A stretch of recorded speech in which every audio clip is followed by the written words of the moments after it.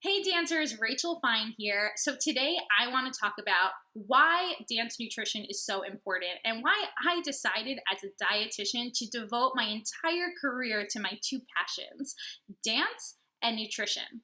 So why did I decide to do this? Well, I learned from personal experience how critical it is to have a well-nourished body and how that's going to not only enhance my physical performance, but also really improve my mental and emotional well-being.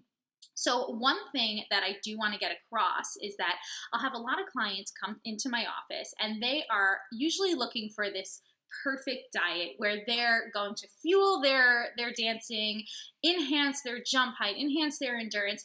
And I just want you to realize that nutrition will help with all of those aspects. It plays such an important role in your physical performance, but it's not all about that in the sense that perfection does not exist. And when we strive for unrealistic goals, especially when they're diet related goals, then you're going to risk future burnout. So let me dive into the three biggest questions that I do get as a dietitian. The first question, well, I devoted an entire blog post to this, but what should a dancer eat in a day? So here's the thing. A dancer's needs are very individual. It's hard to give a generalized umbrella recommendation for all dancers, but I usually like to generally recommend that you're eating meals and snacks consistently throughout the day. So this might look something like you're having breakfast, then you're having a mid-morning snack, then you're having lunch, mid-afternoon snack, and then dinner. But this is just one part of the story, okay? The next important aspect to a well-prepped plate is remembering balance. Now, balance essentially means that you're incorporating all three macronutrients into your meals and snacks. So the macronutrients being carbohydrates, protein, and fat.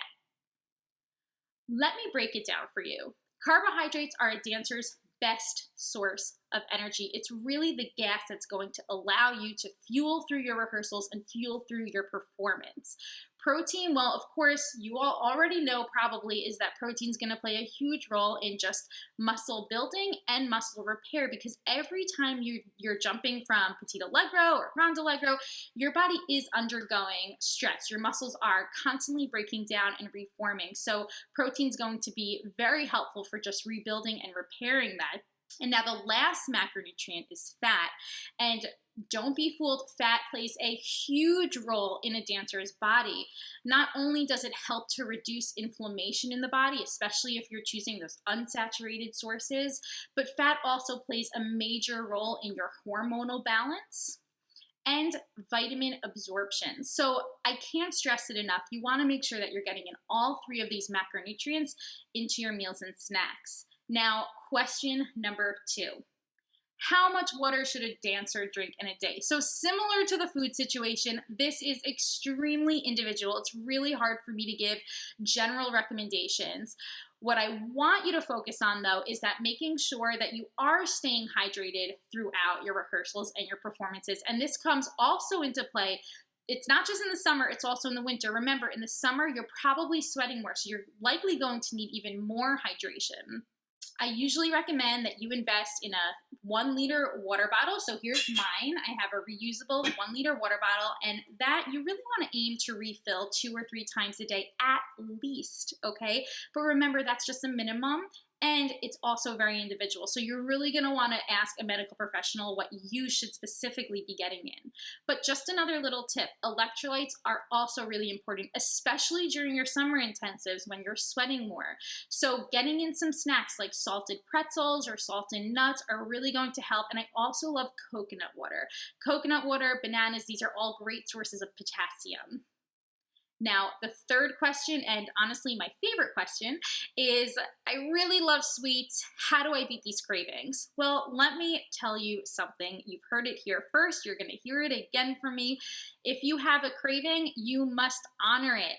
The best way to beat cravings, seriously, is to eat them and to enjoy them, okay?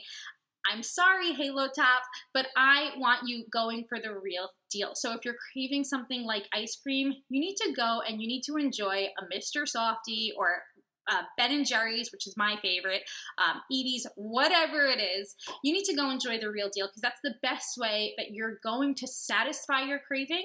You're going to enjoy it. You'll enjoy it mindfully as part of a mindful experience, and we'll talk about that again. And you're going to move on. So remember, when it comes to cravings, please honor them, and also realize that no one food can make or break your health. So we should be enjoying all foods as part of our well-balanced meal plan.